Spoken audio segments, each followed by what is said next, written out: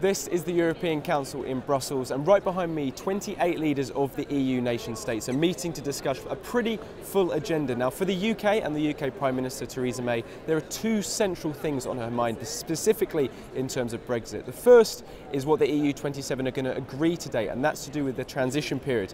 The EU and the UK have thrashed out and negotiated what they think is a legal basis and a legal agreement in terms of the transition period. That now needs to be signed off effectively by the heads of state tonight. Theresa May will obviously be putting her case forward and hoping that all the leaders are going to be happy with what's being proposed and that they're going to be able to sign it off without any problems. And the second aspect to it, though, is also she's going to be there to lobby for the UK in terms of a future EU-UK relationship and trying to get the UK's position as strong as possible in the minds of those leaders. Now, let's just talk about the transition period for a minute, because this is quite important. The key thing that you should know about it is the idea of principle only. Now, what do I mean by that? So Donald Tusk, the European Council President, said in a release earlier this week, "I have just recommended to our leaders that we welcome in principle the agreement on transition." Now, when he says in principle here, that allows a certain amount of fluidity and ambiguity in terms of what's being agreed tonight and indeed at this meeting in general, which means that possibly details can change, terms can change, agreements can actually change over the course of the future negotiations, and indeed all the way up until the final agreement happens in around October time in later this year.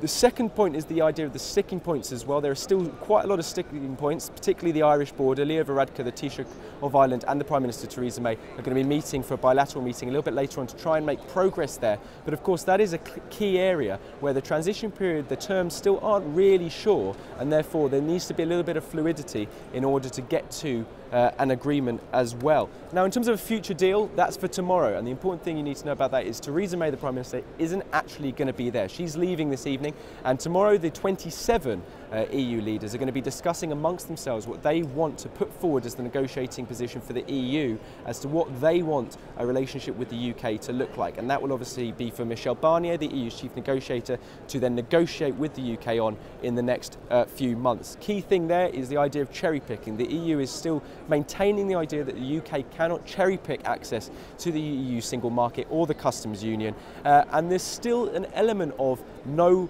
ability to have kind of bespoke alignment with the UK in terms of sector approach, something which the Prime Minister has been ambitious to achieve.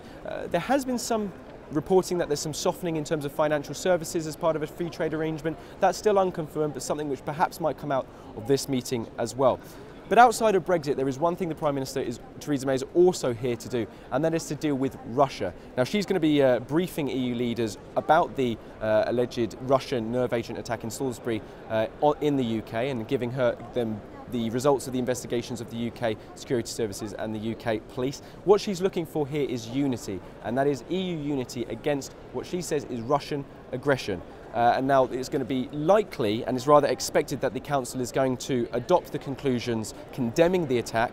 This, however, does clash a little bit with something Jean-Claude Juncker, who's the European Commission President, released in a letter to Vladimir Putin, the President of Russia. He congratulated him for his recent presidential victory, but also made a point of emphasising how the EU needs to maintain very strong and close ties with Russia and maintain a good cooperation in the future months to come, something which hit the moment at the wrong political moment and didn't win him too many friends both in the UK and indeed in the EU institutions as well.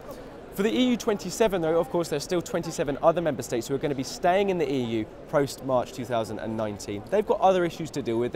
They've got other things on their agenda, which is largely going to be dealt with tomorrow.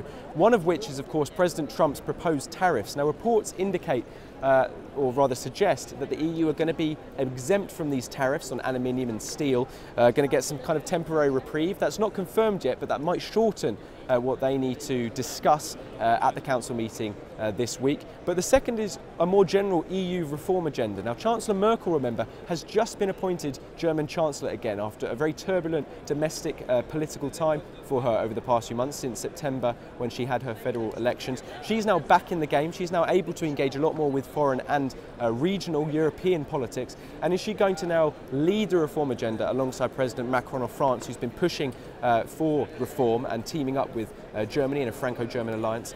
That is something which will be interesting to see as well over the next few hours. But that's pretty much it for this Council, and of course we'll be bringing you the latest in Headline Focus at around 9 AM UK time.